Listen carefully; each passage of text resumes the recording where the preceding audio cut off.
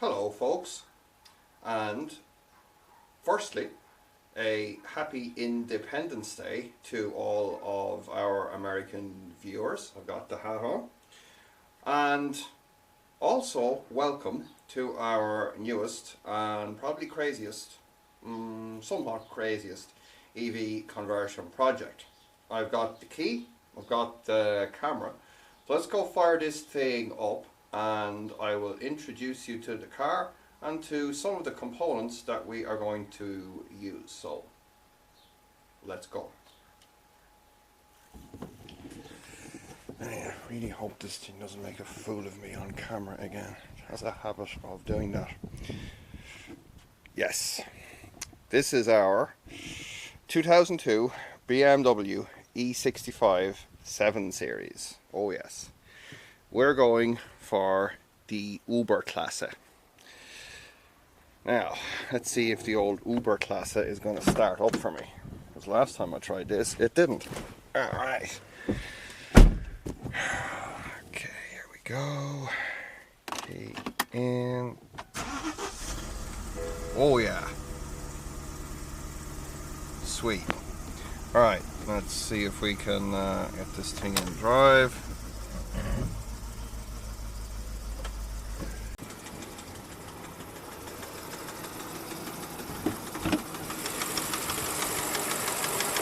Presently, our trusty donor vehicle is powered by this rather sick 3.5 litre V8 petrol engine.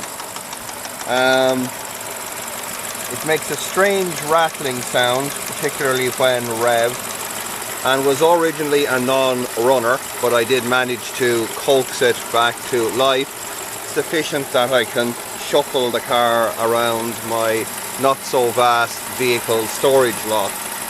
So, this and the attached ZF6 HP26 automatic gearbox will be coming out. Now let's go have a look at what we're going to put in place of them. Oh yes, bonus points if someone can identify the weird tapping sound for me. You know, curiosity and all that. Well, I know, right? A lot of you guys are probably there saying, "No, Damien, no, not another EV project. You need to finish the ones that you currently have." Yes, true. I do have quite a few projects going on, but when is the best time to start a new project? When you've already got too many. Yes. So, what's the plan? Well, plan is this. Wanted to do something different and wanted to push a few of the frontiers in EV conversion that I haven't tried before.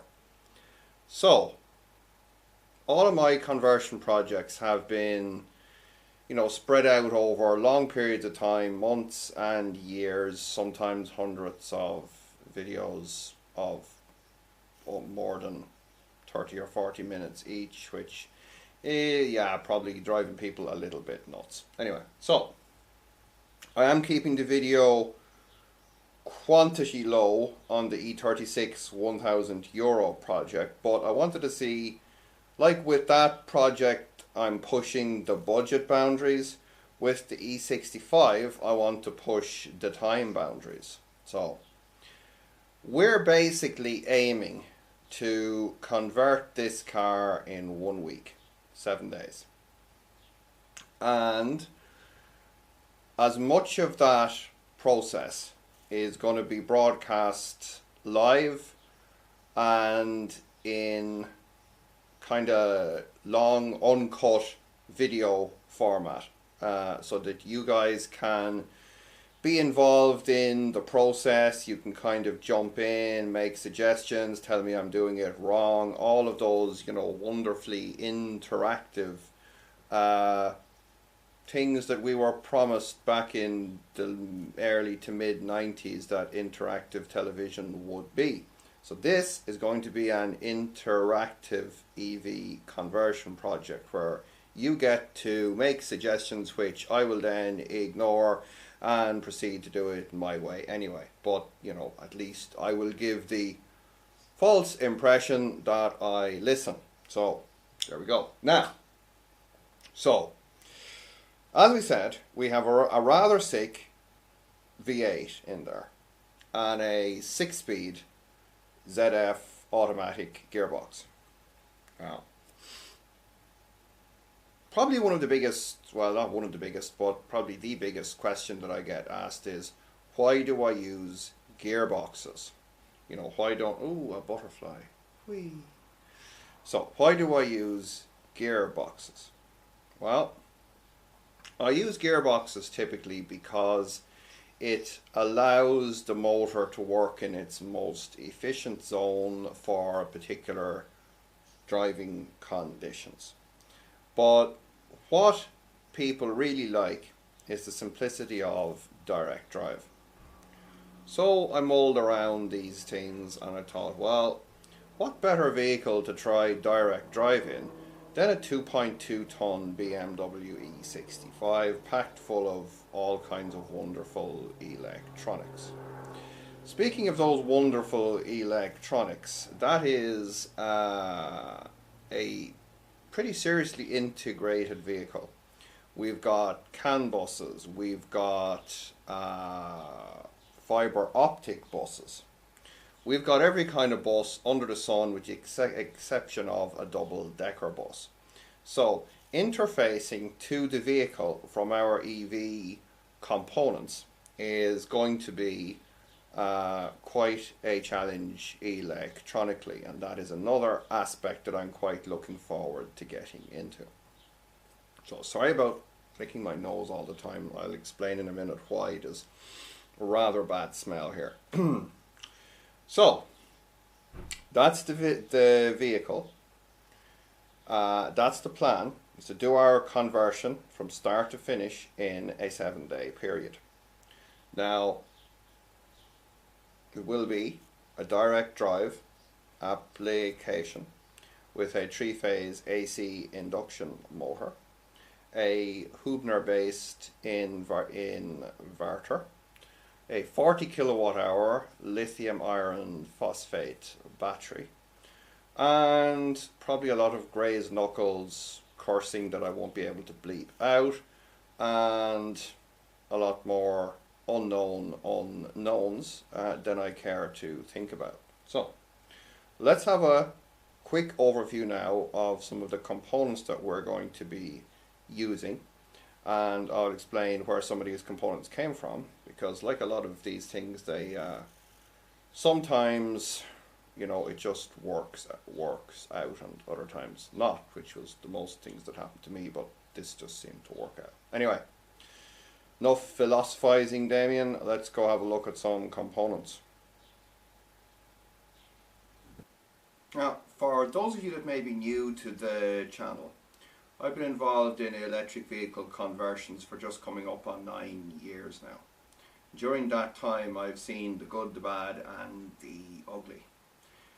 The ugly has never been represented more to me than by 3 companies who performed, and I say this in the loosest possible way, conversions on 3 brands of OEM vehicle.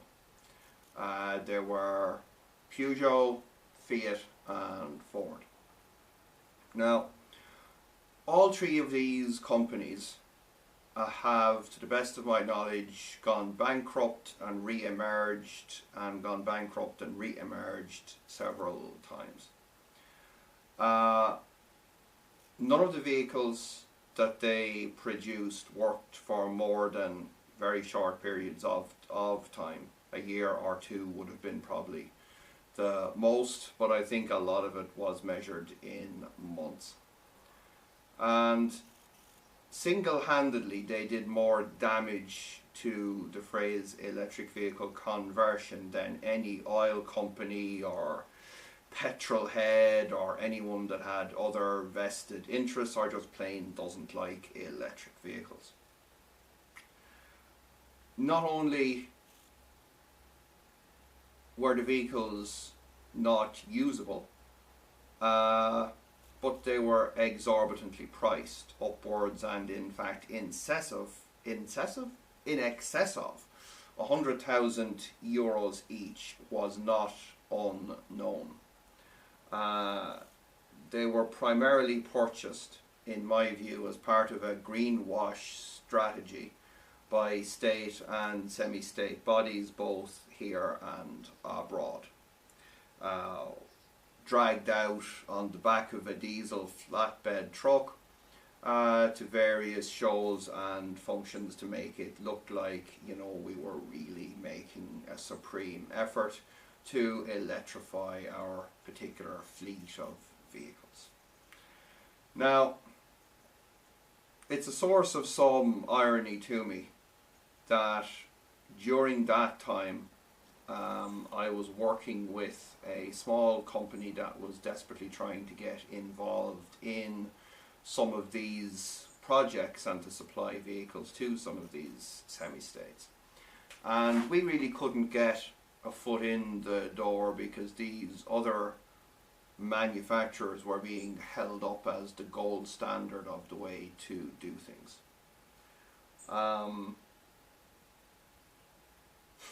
Turns out that my old E39 there and my original E36 and all of those vehicles have outlived fleets of these so-called professionally converted vehicles.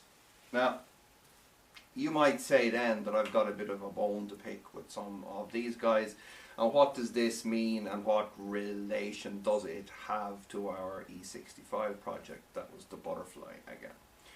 Now, reason is that fairly recently quite a few of these vehicles became available on the open market here in Ireland at, let's just say, about 1% or less of their original purchase price. I didn't myself get involved in purchasing any of them, but I knew a few people who did, and long story short, I ended up purchasing one of them purely for parts. And that's what we are going to be using for our E65 project. Now, you might say to me, well, okay, so they were overpriced and not very reliable, but when they did work, you know, were they any good? And the answer to that question is, of course, hell no. So, not only are we going to be reusing some of these components, but we're going to be, let's say, unrestricting them in a kind of a similar manner to what we've been able to do with the Tesla drive units. So I've blabbed on and probably said a little bit too much, but anyway, let's go take a look at some of the components. Now, in one way, they're a bit like the proverbial bad penny for me that just keeps turning up, because if you're a keen follower of this particular channel, you will have seen some of this junk before. Now, let's have a look. Oh yes, the bad penny. Welcome once again to the famous Innova Systems 90 kilowatt motor and inverter package. Now, the motor is probably the best of a bad bunch. So why do I say that? Well, the motor was manufactured by Hyundai Heavy Industries and is, as we can see, an aluminium frame motor, liquid cooled, 3-phase AC with the usual AB encoder. This motor I have not actually used in anything apart from my track car project that was on hold, but more about that in other videos.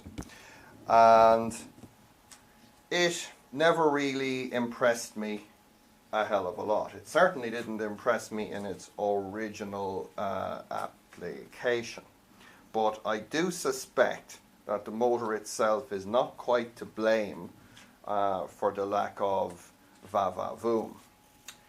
Instead, this piece of junk probably bears quite a lot of the fault in that particular case. The Enova Systems inverter.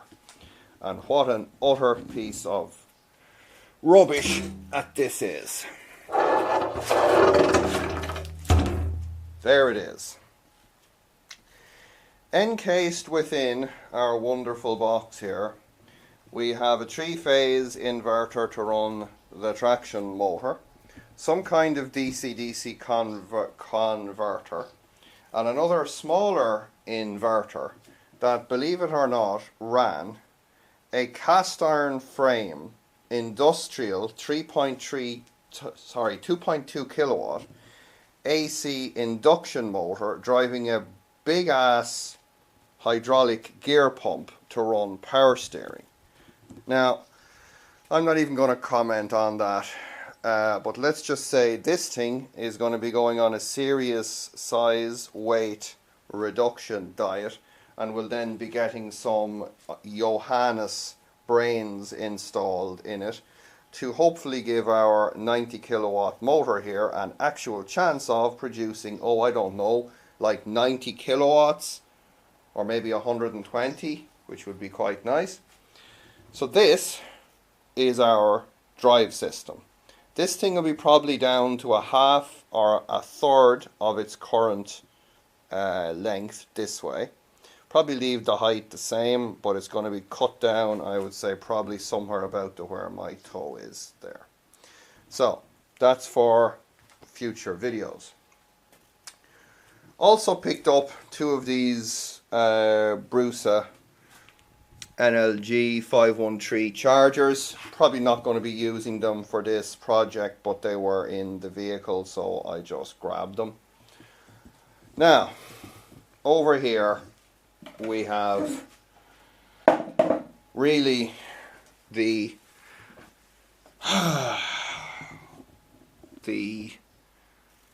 piece de resistance of horribleness, true horribleness. This thing is 68 kilograms of cast iron single speed gearbox that was obviously custom made to bolt onto the Hyundai motor. So we've got this kind of a machined surface here and a splined fitting in there to fit onto the motor shaft. In here then is something like a 2.5 to 1 single speed reduction gear that then fed out onto this prop shaft flange that direct drove the differential in the van. Now, you might say to me, well, why is this such a bad thing? Here's why. I don't know about you guys, but I like Star Trek. I've been a pretty big Star Trek fan from, way back when. But I don't really like the new Star Trek. And people say to me, well, why don't you like the new Star Trek, Damien? And I had all kinds of complicated, things I didn't like about it, and, so on and so forth. But then I kind of narrowed it down. I don't know much about aerospace engineering, and certainly I don't know much about aerospace engineering that's going to be 200 or 300 years in the future. But the one thing I'm pretty certain of is that you wouldn't use concrete to build a spaceship. Doesn't matter what kind of a spaceship, but you just wouldn't use concrete. It's just not one of those materials that I'm pretty sure aerospace engineers think of when somebody says, can we build a spaceship, please? Now, When someone says to me, let's build an electric vehicle, 68 kilograms of cast iron is just not the first thing that pops into my mind. Particularly a 68 kilogram cast iron single speed reduction gearbox that is probably more at home on a tractor than in an electric vehicle. I mean, really. This is to electric vehicles what concrete is to a faster than light capable spacecraft.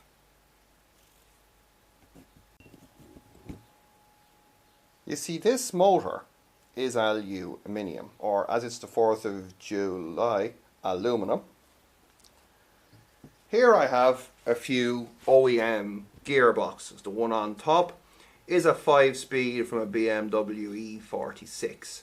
It's made from aluminium. It weighs 30 kilograms. It gives me 5 forward and 1 reverse speed. Under that bag in there is a 6-speed manual gearbox from a BMW E60 diesel. That doesn't weigh 68 kilograms. Here I have an internal combustion engine from a 1998 BMW. What do we notice about it? Oh yes, aluminum. Underneath it, a 5-speed manual gearbox to mate up to it that weighs about 25 kilos and is, guess what? Yes, it's aluminium. We're seeing a trend here. We're seeing a trend because we would like things to be light so that we can save fuel, so that we can go further, so that we can sell more cars. Hell, so that we can go faster. That shouldn't be such a big surprise. I'm thinking the spaceship guys are probably thinking the same thing. I'm thinking they're thinking, but are they thinking what I'm thinking? Or are they... Anyway, focus, Damien. So we're not going to be using this thing. Goodbye. Hence why we're draining out the horrible smelling gear oil so that I can take this piece of junk apart and extract this splined component here so that that will fit onto our trusty aluminium motor here, because we have, of course, splinos. Then once we have that to fit there, we then have a genuine BMW part for you guys. Check this out. Oh yeah, genuine brand new BMW part. Let me get that up there. What we have here is a tail shaft for a ZF 56 HP26 as fitted to the E65. This is the flange that's used on that car. So we're going to use this flange to connect to the prop shaft, the spline piece out of this junk to fit the motor, ultimately giving us something that's going to look like that on our trusty Hyundai motor. So obviously not with the, the bend in it.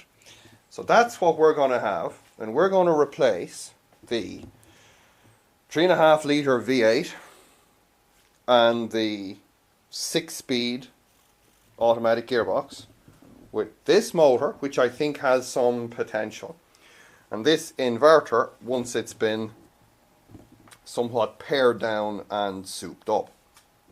So these are our components. Up here on the bench I got a few other bits out of the vehicle. Got one of these 3 kilowatt MES fluid heaters, so we'll be able to have heat in the car.